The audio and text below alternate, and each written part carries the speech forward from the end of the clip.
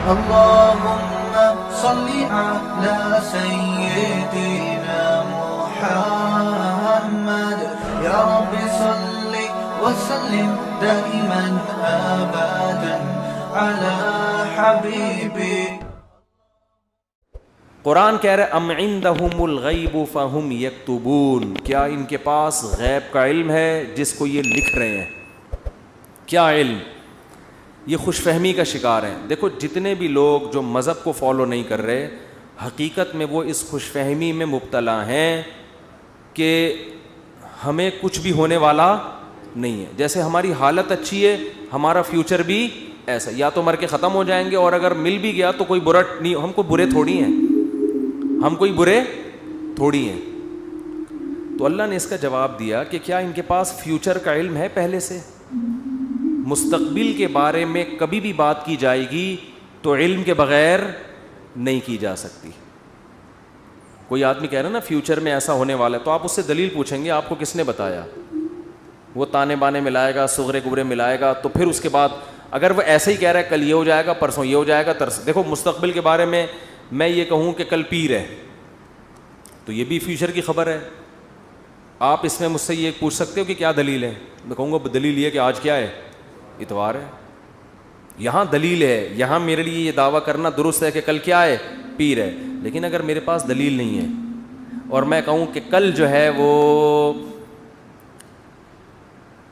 کل دنیا میں 3000 آدمی مر جائیں گے ایک ہی کسی حادثے میں، تو لوگ پوچھیں گے بھائی کیا دلیل ہے کسی حادثے میں 3000 آدمی مر جائیں گے؟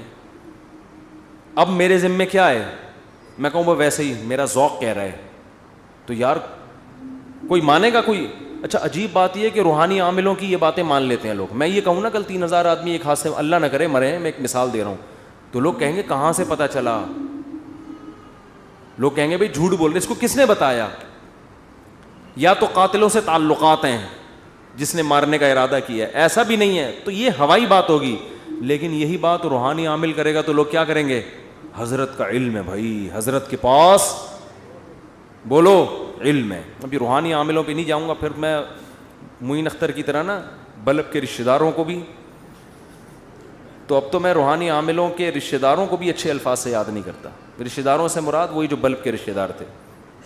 اب آپ کہیں گے بلب کے کون سے رشتہ دار ہوتے ہیں؟ ہمارے ہاں کبھی بھی جس بندے کو برا کہا جاتا ہے گالی اس کو نہیں دی جاتی، ہمیشہ اس کے رشتہ داروں کو ہمیشہ گالی دی جاتی ہے. یہ ہمارے ایک ٹرینڈ چل نکلا ہے. تو قرآن کہتا ہے کہ ام عندہم الغیب فہم یکتبون. کیسے دیکھو ہمیں جھنجھوڑ رہا ہے قرآن کہ تم اپنے بارے میں کیوں فرض کر کے بیٹھے ہوئے ہو کہ تمہیں کچھ بھی ہونے والا نہیں ہے، تمہیں سزا نہیں ملے گی. یہ تمہیں کس نے بتایا ہے؟ فاصبر لحکم ربک ولا تکن کصاحب الحوت. جب نبی یہ مطالبے کرتے تھے تو پھر بھی آگے سے کوئی رسپانس نہیں ملتا تو انسان کو بے انتہا تکلیف ہوتی ہے کہ کن پتھر دل لوگوں سے واسطہ پڑا ہے. تو قرآن کہتا ہے فاصبر، اے نبی آپ کیا کرو؟ صبر کرو. ولا تکن کصاحب الحوت، مچھلی والے یونس کی طرح جلباز مت بنو. حضرت یونس علیہ السلام کی قوم نے بھی یہی سلوک کیا، لیکن یونس علیہ السلام چاہتے تھے جلدی سے فیصلہ ہو اور اپنی قوم کو چھوڑ کے نکل گئے. تو اللہ نے اس پہ آپ کی تنبیہ کی. تو آپ بھی اے نبی جلد بازی مت کریں. تو یہ نبی کے ذریعے سے ہمیں بھی بتایا جا رہا ہے کہ آپ حق کی دعوت دیتے رہیں اور یہ نہ دیکھیں کہ یہ جو اللہ کے نافرمان لوگ ہیں، جو حق کو نہیں ماننے والے لوگ، وہ پھر بھی پھل پھول رہے ہیں. اس ٹینشن میں مت آؤ، کیونکہ اللہ انصاف کرتا ہے مگر اس میں دیر ہوتی ہے، اندھیر نہیں ہوتی. وہ لے گا انتقام. ان کو اپنے حال پہ چھوڑ دو. یہ اللہ کی حکمت اسی کا تقاضا کرتی ہے، چھوڑ دیا جائے اپنے حال پہ. آج جو اہل حق ہے نا ان کو بہت تکلیف ہوتی ہے کہ جب یہ ہم صحیح بات کر رہے ہیں لیکن آگے جواب جو مل رہا ہے وہ کیا مل رہا ہے؟ الٹا. کوئی مان کے نہیں دے رہا. تو اللہ فرماتے ہیں وَلَا تَكُنْ كَصَاحِبِ الْحُوتِ إِذْ نَادَى وَهُوَ مَكْظُومٌ. یونس علیہ السلام نے جلبازی کی اور بالآخر اللہ کی طرف سے ان کو دنیا میں تنبیہ ہوئی ہے، سزا ملی ہے. اور وہ سزا کیا ملی؟ اذ نادا وہو مکظوم. مچھلی کے پیٹ میں گئے، غم سے گھٹ رہے تھے اور اللہ کو پکارا فنادا فی الظلمات اللہ الہ الا انت سبحانک انی کنت من الظالمین، اے اللہ تیرے سوا کوئی عبادت کے لائق نہیں. غلطی کس کی ہے؟ میری غلطی ہے، میں نے اپنی جان پہ ظلم کیا. تو اللہ نے کیا کیا؟ مچھلی کے پیٹ سے نکال لیا. دیکھو یونس علیہ السلام نے اللہ کے حکم پہ کتنا عرصہ تبلیغ کی، قوم نے نالائقی کی پھر بھی نہیں مانے. سزا بجائے قوم کو ملنے کے کس کو مل رہی ہے؟ بولتے کیوں نہیں؟ الٹا حضرت یونس علیہ السلام کو مل رہی ہے سزا. تو اب آپ بتاؤ کیسا پیغمبروں کا صبر کا پیمانہ ہے. ایسے موقع پہ بھی اللہ کے خلاف کوئی شکایت زبان سے بولو نہیں نکالا. کیوں؟ اللہ یونس علیہ السلام کے عمل میں ہمیں بتا رہے ہیں کہ دینداری کا یہ مطلب نہیں ہے کہ تم اچھے بنو گے تو اللہ کی نوازشیں آنا شروع ہو جائیں گی. دینداری کا مطلب یہ کہ جو اللہ کا کام ہے وہ اس کو کرنے دو. تمہارا کام ہے عاجزی انکساری، بس میں ہی غلط، صحیح ہو کے بھی کون غلط؟ میں غلط. ہمیشہ غلطی کس کی کھاتے میں ڈالنی ہے؟ بولتے کیوں نہیں؟ دیکھو ہم نماز پڑھتے ہیں، نماز کے بعد 3 دفعہ استغفر اللہ پڑھتے ہیں، تو کیا کسی نامحرم کو دیکھا ہوتا ہے ہم نے نماز میں؟ بولتے کیوں نہیں؟ تو کوئی تک بنتا ہے استغفر اللہ کا؟ یا ہم نے کوئی جرم کیا ہے، نماز پڑھی اور کیا کہلوایا جا رہا ہے؟ استغفر اللہ استغفر اللہ. بھائی اگر استغفر اللہ پڑھنا تھا تو یہ نماز پڑھی کیوں کی تم نے؟ ہمیں یہ بتایا جا رہا ہے کہ تم نیکی کر کے بھی کیا سمجھو جیسے تم نے گناہ کیا ہے. کیسے گناہ؟ نماز گناہ نہیں ہے. بھائی تم یہ کہو اے اللہ جس طرح سے پڑھنی چاہیے تھی اس طرح سے نہیں پڑھی میں نے، تو نیکی کر کے بھی کہا جا رہا ہے کہ ہم غلط ہیں. ہم نے اللہ جو پڑھنی تو ہمیں معاف کر دے، ہم سے نہیں ہوئی صحیح، ہم سے کام کیا ہو گیا؟ غلط ہو گیا. مجھے یاد ہے 25-30 سال پرانا قصہ ہے. چھوٹا بچہ تھا میں اس وقت. ایک تبلیغی جماعت میں نا ایک صاحب کے سال پہ سال لگ رہے تھے، پوری دنیا میں وہ ان کے سفر ہوئے، بڑا انہوں نے وقف کیا ہوا تھا اپنے آپ کو تبلیغی جماعت کے لیے. تو میرا ان سے ٹاکرا ہو گیا. وہ مجھے سمجھانے لگے جماعت میں نکلو سیروزے جیسے تبلیغ والے کرتے ہیں. اب مجھے پتا تھا یہ بہت ہی پرانے کھیڑو ہیں اور ان کی تو زندگیاں گزر گئی ہیں اس کام میں. میں نے کہا ماشاء اللہ اللہ نے آپ سے بڑا کام لیا ہے تبلیغ کا. کہتے ہیں میں نے بہت بگاڑا ہے تبلیغ کے کام کو. کہہ رہے ہیں ہم تو کام بنانے والے نہیں، کس میں ہم تو بگاڑنے. کہہ رہے ہیں میں تو بگاڑ ہی رہا ہوں جب سے. مجھے ان کا یہ اسٹائل بہت اچھا لگا. یعنی اپنے آپ کو کہہ رہے ہیں کہ تبلیغی جماعت میں اگر کوئی خرابی ہے تو وہ کس کی وجہ سے ہے؟ بولو. وہ اپنے بارے میں کہہ رہے ہیں وہ کس کی وجہ سے؟ مجھے نہیں کہہ رہے تھے، اپنے بارے میں کہہ رہے تھے. وہ کس کی وجہ سے؟ میری وجہ سے. کہہ رہے ہیں ہم کام بنانے والے نہیں بلکہ بگاڑنے والے ہیں. اب کوئی فسادی ہوتا تو کہتا ہے جب بگاڑنے والا تو کر کیوں رہا ہے پھر ہمیں؟ یہ تو اس نے خود کہا ہے، اپنی زبان سے بولا ہے کہ ہم بگاڑنے والے ہیں. یوٹیوب پہ کلپ ڈالتا ہے، یہ دیکھو خود. تو مجھے ان کی یہ تواضع پسند آئی. میں نے کہا دیکھو یہ بیچارہ صبح و شام اس کام میں لگا رہتا ہے، مگر یہ کہہ رہا ہے جو تبلیغ کا کام پھیل رہا ہے اس میں جو برکتیں ہو رہی ہیں وہ میرے علاوہ لوگوں کی وجہ سے ہو رہی ہیں، اور جو خرابی آ رہی ہیں وہ کس وجہ سے ہو رہی ہیں؟ وہ ساری میری وجہ سے ہو رہی ہیں. تو آج مارکیٹ میں یہ چیز کیا ہے؟ شارٹ. ہر اچھا کام میں نے کیا، برا کام ستار بھائی نے کیا. ستار بھائی نہ ملیں گے مجھے. ایک دن ایک فون آیا، میں نے فون اٹھایا، کون؟ کہہ رہے ستار بھائی بات کر رہا ہوں. ارے میں نے کہا بیٹا یہ مجھے نہیں چھوڑے گا. یہ کہے گا مفتی صاحب بہت تم نے جو ہے نا، لیکن وہ شکر ہے ایسی کوئی بات تھی نہیں. تو جنات کا دیکھ لو، قرآن مجید میں آتا ہے کہ جب نبی صلی اللہ علیہ وسلم نے تبلیغ کا کام شروع کیا نا تو جنات بھی کی ایک جماعت نے نبی کے قرآن کی تلاوت سنی اور جا کے اپنی قوم کو انہوں نے تبلیغ کرنا شروع کی. تو تبلیغ کا انداز دیکھو جنات کا، کیونکہ ہدایت مل گئی تھی ان کو، مسلمان ہو گئے تھے. تو تبلیغ کیسے کر رہے ہیں کہ بھئی دیکھو دنیا میں کوئی بڑا کام ہوا ہے، ہمارا آسمانوں پہ داخلہ بند ہو گیا. انا لا ندری، ہمیں نہیں پتا، اشر ارید بمن فی الارض، کہ جو اللہ نے محمد صلی اللہ علیہ وسلم کو دنیا میں بھیجا اور شیاطین کا اوپر جانے کا سیٹ اپ بند کر دیا، ہمیں نہیں پتا کہ زمین والوں کے ساتھ شر کا ارادہ. کیونکہ بعض دفعہ اللہ پیغمبروں کو بھیجتے ہیں حجت تمام کرنے کے لیے تاکہ حجت تمام ہو اور پوری قوم کو تباہ کر دیں، تو شر بھی ہوتا ہے نا اس میں. کہہ رہے ہیں انا لا ندری، ہمیں نہیں پتا، اشر ارید بمن فی الارض، کہ جو لوگ زمین میں رہتے ہیں ان کے ساتھ برائی کا ارادہ کیا گیا ہے، ام اراد بہم ربہم رشدا، یا ان کے رب نے ان کے ساتھ بھلائی کا ارادہ کیا ہے.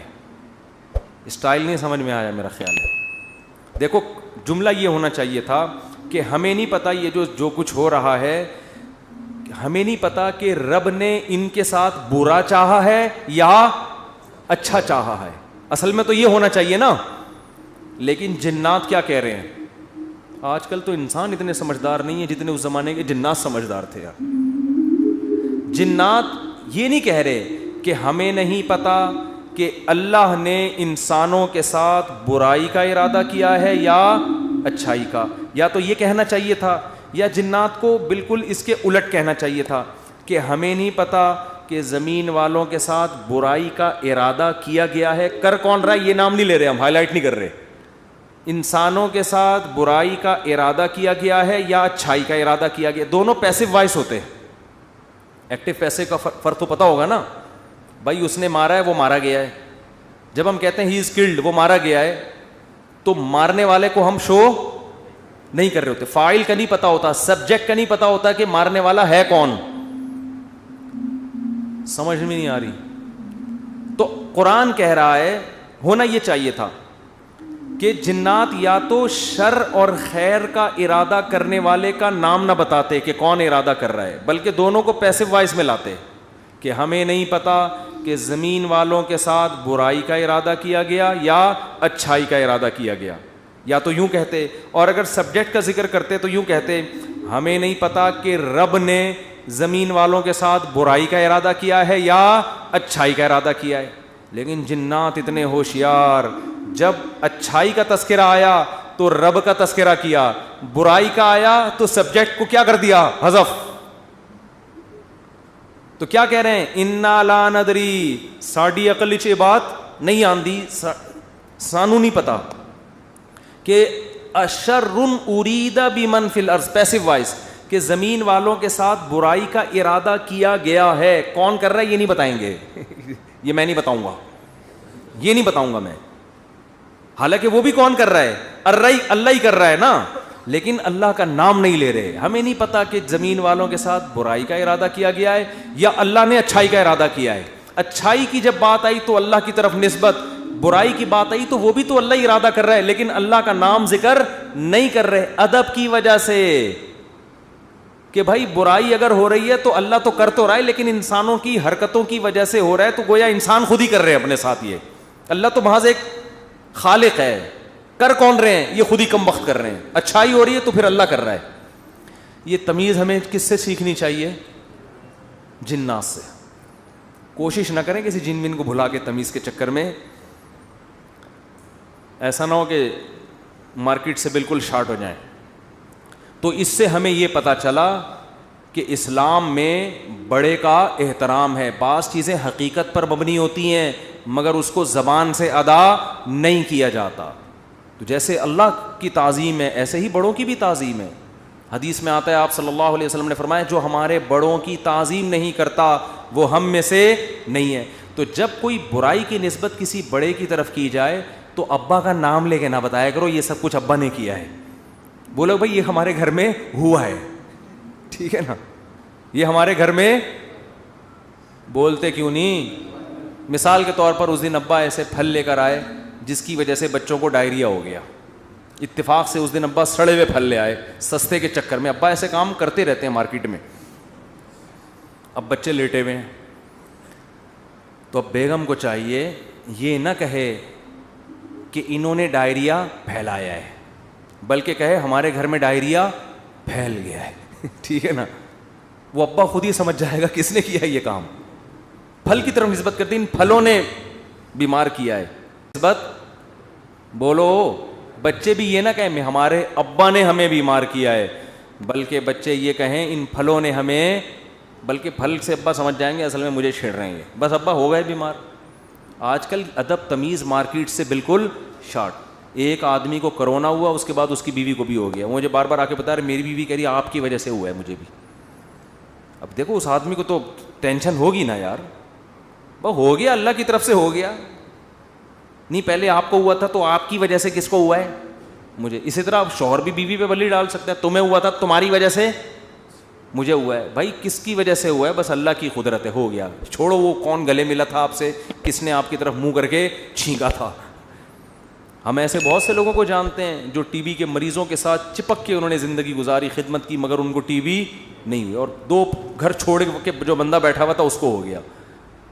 تو آج کل نا یہ تمیز مارکیٹ سے چھاٹ ہو رہی ہے. بڑے چھوٹے کا ادب کیا ہو رہا ہے؟ ختم. فوراً بلی ڈال دیتے ہیں اس نے کیا یہ. تو اگر کیا بھی ہو بھائی نسبت مت کرو, تقدیر کا حصہ, بھائی ہو گیا ہمارے ساتھ. قرآن دیکھو ابراہیم علیہ السلام کیا کہتے ہیں, وَإِذَا مَرِضْتُ فَهُوَ يَشْفِينِ. کیا خاندانی کلام ہے یار. حضرت ابراہیم کہہ رہے ہیں جب میں بیمار ہوتا ہوں اللہ مجھے شفا دیتا ہے. حالانکہ بیمار کون کرتا ہے؟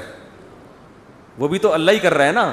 تو کہنا تو یہ چاہیے تھا کہ اللہ ہی بیمار کر کے اللہ ہی مجھے ٹھیک کر دیتا ہے. تو سوال ہے اس میں اللہ کی تعریف کی کیا ضرورت ہے؟ بیمار بھی تو اسی نے کیا تھا.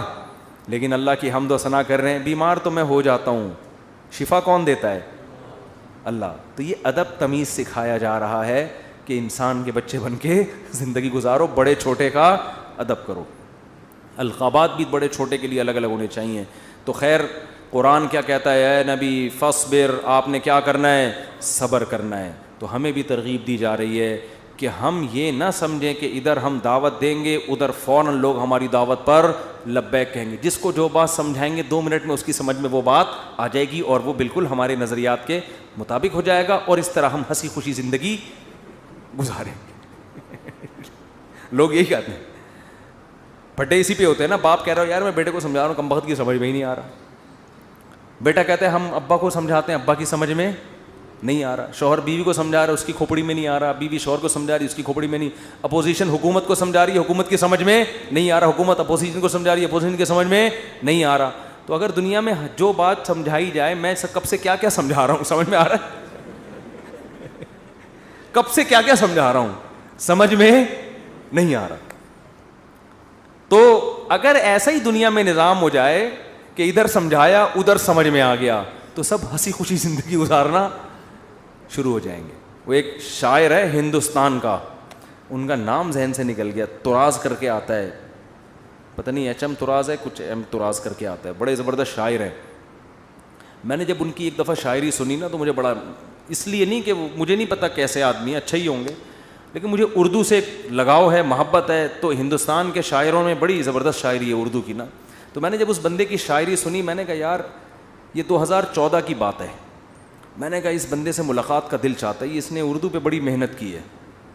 تو اللہ کی قدرت, یہ جو عمرہ ہے نا, عمرہ یہ مسلمانوں کے لیے بہت بڑا ایک ذریعہ ہے آپس میں کمیونیکیشن کے لیے. یہ میں نے انگریزوں کی کتاب میں یہ بات پڑھی ہے, گوروں نے لکھا ہے کہ مسلمان سائنسدان جو بہت بڑے بڑے حکیم بنے نا, جنہوں نے جڑی بوٹیوں پہ ریسرچ کی, اس کی ایک بہت بڑی وجہ مسلمانوں کا حج ہے. کیونکہ حج کرنے کے لیے کہاں کہاں سے, ساؤتھ افریقہ سے اور کہاں کہاں سے دنیا سے لوگ آتے تھے. وہ پیدل جنگلوں سے گزرتے اور اس میں جڑی بوٹیوں پہ تحقیق کرتے تھے. آپ ذرا حکیموں کی, پرانے حکیموں کی کتابیں پڑھیں نا, ایسے ایسے جڑی بوٹیوں کے خواص لکھے ہیں. آدمی کہتا ہے انہوں نے ان کو یہ پتہ کہاں سے چلی. تو وہی حج اور عمرے سے جو مسلمانوں کے سفر ہوئے ہیں, پھر مختلف ملکوں کے لوگ آ کے عمرے میں ایک دوسرے سے ملتے ہیں, ایک دوسرے کی تہذیبیں سیکھتے ہیں, سکھاتے ہیں. یہ مسلمانوں کے لیے یہ بہت بڑا ایک ذریعہ بنا ہے. یہ بیت اللہ جو ہے نا, یہ مسلمانوں کو آپس میں کنیکٹ کرنے کا صدیوں سے ایک بہت بڑا ذریعہ ہے. یہاں کے ترکی, پاکستانی, انڈونیشیا سب آ کے کیا ہوتے تھے, مل جاتے ہیں. تو میری خواہش تھی, میں نے کہا یار کبھی ان سے سلام دعا ہو جائے تو اچھا ہے, خوشی ہوگی. تو وہ میں نے ویسے ہی, انڈیا کے کچھ لڑکے بیٹھے ہوئے تھے بیت اللہ میں, عمرہ کیا ہم نے. میں نے کہا یار وہ ایک شاعر ہے, انہوں نے کہا اتفاق سے عمرہ کرنے آیا ہوا ہے. میں نے کہا میری ملاقات کرا دو. تو مجھے نہیں پتا تھا وہ مجھے جانتے ہیں. تو جب ملاقات ہوئی, انہوں نے کہا میں تو آپ سے خود بہت دنوں سے ملنے کا مشتاق, آپ کے بیان سنے بڑا مزہ آتا ہے. اس وقت میرے آڈیو بیان ہوتے تھے. تو بات کیا کر رہا تھا میں, تو ان کا ایک شعر تھا, شعر ہی بھول گیا. شعر کا ایک جملہ مجھے یاد ہے, کیونکہ ہم ہر چیز آدھی یاد کرتے ہیں نا. وہ ابتدائی عشق میں دل ہوا یوں خراب آدھا والا شعر کی وجہ سے. تو اس نے کہیں اپنی محبوبہ کا شاعر نے تذکرہ کیا ہوگا کہ وہ کہیں چلی گئی, یوں ہو گیا, ٹینشن میں آ گیا. تو اس نے لکھا یہ انہونی نہیں ہوتی تو پھر ہونے کو کیا ہوتا, یہ انہونی نہیں ہوتی تو پھر ہونے کو کیا ہوتا.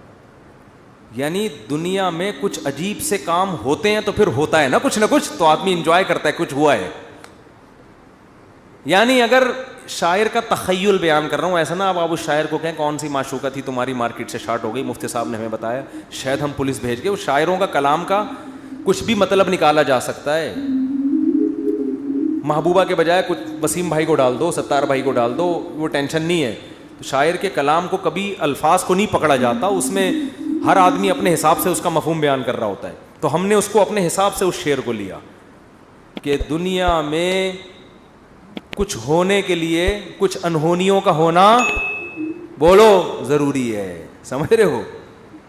دیکھو بعض لوگ کچھ کر کے موسٹ وانٹیڈ بن جاتے ہیں تو وہ اسی کو انجوائے کرتے ہیں, کہتے ہیں اگر یہ نہ ہوتا تو ہم موسٹ وانٹیڈ, وہ کیا ہے, بدنام جو ہوں گے تو کیا نام نہ ہوگا.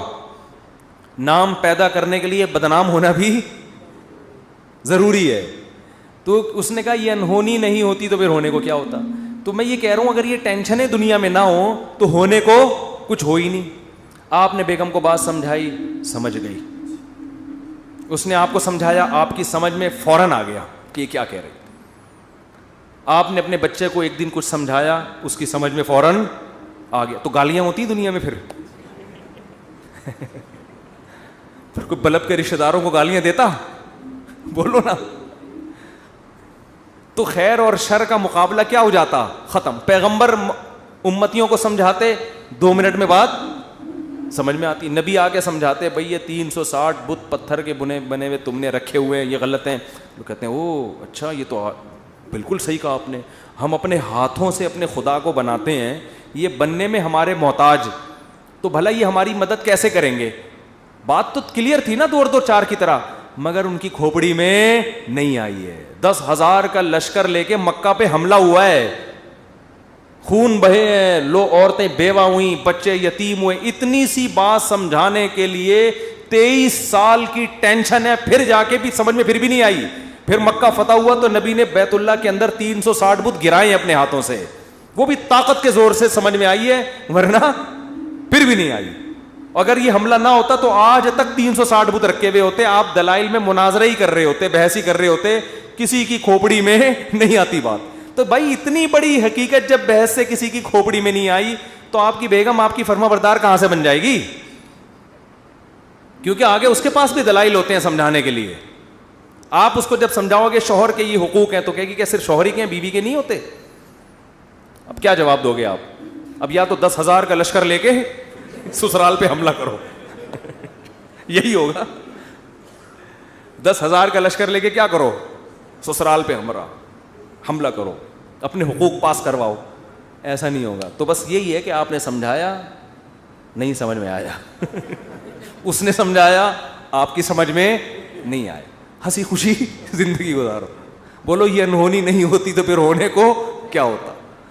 تو اس لیے دنیا میں جو بھی ہو رہا ہے نا, اپنی ذمہ داری پوری کرو, اپنا الو سیدھا رکھو. جو اپنی ذمہ داریاں پوری کرو, باقی جو ہو رہا ہے ہونے دو, ٹھیک ہے نا. حکیم الامہ حضرت مولانا اشرف علی تھانوی رحمۃ اللہ علیہ ایک بات بہت زیادہ فرمایا کرتے تھے کہ جو چیز اختیار میں ہے اس میں سستی نہ کرو, جو اختیار میں نہیں ہے اس کی ٹینشن مت لو. اولاد بگڑ گئی, بھائی آپ نے کوشش کی سمجھانے کی, اب کنٹرول میں نہیں ہے, چھوڑ دو یار. ساری زندگی یہی ٹینشن نہیں, لوگ پالتے ہیں ٹینشن, میرا بچہ کیوں نہیں صحیح ہو رہا, میرا بچہ کیوں نہیں صحیح ہو رہا, میرا بچہ کیوں نہیں صحیح ہو رہا. چھوڑ دے یار اس کو اپنے حال پہ, چھوڑ دو اس کو اپنے حال پہ. یہ کیوں نہیں ٹھیک ہو رہا, وہ کیوں نہیں ٹھیک ہو رہا, یہ کیوں نہیں صحیح ہو رہا, عمران خان نے جو وعدے کیے تھے پورے کیوں نہیں ہو رہے. تمہارے اور کم ٹینشن ہے یار. تو اللہ پوچھ لے گا بھائی جو آپ نے وعدے کیے تھے پورے کیے کہ نہیں کیے. تو جو کام اپنی ذمہ داری میں, حتیٰ کہ کسی نے ان سے پوچھا کہ حضرت میرا نماز میں دل نہیں لگتا, خیالات منتشر رہتے ہیں. انہوں نے فرمایا نماز میں دل لگانے کی کوشش کرنا فرض ہے, دل لگنا فرض نہیں ہے. کوشش کرو, لگے ٹھیک ہے, نہیں لگے تو بھی ٹھیک, ہمارے اختیار میں نہیں ہے بھائی. جب نماز میں دل نہ لگنے کی بھی ٹینشن, کیونکہ اللہ نے کبھی ایسی بات پہ اللہ آپ کو نہیں پکڑے گا جو آپ کے اختیار میں نہیں ہے. ہمارے جامعہ دارالفتہ میں حضرت مفتی رشید احمد صاحب کے ایک مرید تھے کیا ہیں ابھی بھی, تو وہ نماز میں ان کو نیند بہت آتی تھی, ویسے جاگتے رہتے تھے, ادھر نیت باندھی سو گئے, ادھر نیت باندھی کھڑے کھڑے سو رہے ہوتے تھے, سجدے میں گئے اٹھ ہی نہیں رہے. کونی مار کے اٹھاتے تھے ان کو, اڑو بھائی, اور ویسے ٹھیک ٹھاک پھر رہے ہیں. وہ تھے بڑے نیک, ان کو فکر تھی یار نماز میں دل لگانا چاہتا ہوں, اور نمازیں بھی ماشاءاللہ بہت پڑھتے تھے, تہجد کے پابند, لیکن جب کھڑے ہوئے سو جاتے تھے. تو ایک دن انہوں نے لکھا کہ حضرت میں ٹینشن میں آ گیا ہوں, میں نماز میں ادھر نیت باندھی اور ادھر آنکھ لگ گئی. تو فرمایا کوئی ٹینشن لینے کی بات نہیں ہے, نماز کا بھی پورا ثواب مل رہا ہے بھائی, نماز کا بھی پورا ثواب اور نیند کے بھی مزے, کیونکہ یہ آپ اپنے اختیار سے یہ نہیں کر رہے, یہ غیر اختیاری ہے. جان کر کوئی خراٹے لے رہا ہے نا کم بخت نماز میں, کھڑا ہوا ہے اور آنکھیں بند کر کے کوشش کر رہا ہے کہ میں سو جاؤں, یہ غلط ہے. بھئی آپ جاگنے کی کوشش کر رہے ہو پھر بھی نہیں جاگتے, کوئی ٹینشن کی بات نہیں ہے, اس سے نہ کوئی درجات میں کمی آئے گی. آج بہت سے لوگ کہتے ہیں نماز میں مزہ نہیں آ رہا, ہم کو نماز میں مزہ نہیں آ رہا. بھئی مزہ تو بریانی کھانے میں آئے گا مسالے والی, اس میں اگر نہیں آ رہا مزہ تو ڈاکٹر کو بتائیں پیٹ میں کوئی. پشاور میں گئے اور چپلی کباب کھانے کا مزہ نہیں آیا تو یہ پشاور کا فالٹ نہیں ہے, یہ آپ کے پیٹ کا فالٹ ہے. آپ چائے کے عادی ہو, آپ کوئٹہ اور چمن میں بھی آپ کو چائے پینے میں مزہ نہیں آیا تو چائے کا فالٹ نہیں ہے, آپ کو غلط چائے پینے کی عادت پڑ گئی ہے. سٹوں کی بھی بات بتاؤں چھوڑو رہنے. تو اسی طرح یہ تو بریانی ہے مسالے والی, نماز مزے کے لیے تھوڑی ہے, بریانی ہے مزے کے لیے. نماز تو عبادت ہے, آپ نے پراپر طریقے سے اپنی ذمہ داری پوری کرنی ہے. کبھی انسان کی طبیعت میں نشاط ہوتا ہے, بڑا مزہ آ رہا ہوتا ہے نماز میں, آنسو نکل رہے ہوتے ہیں, کبھی طبیعت میں ٹینشن ہوتی ہے, تو آپ اپنی ذمہ داری پوری کرو, ان چکروں میں مت پڑو کہ مزہ آ رہا ہے یا نہیں آ رہا. سمجھتے ہو کہ نہیں سمجھتے؟ اللہ تعالیٰ عمل کی توفیق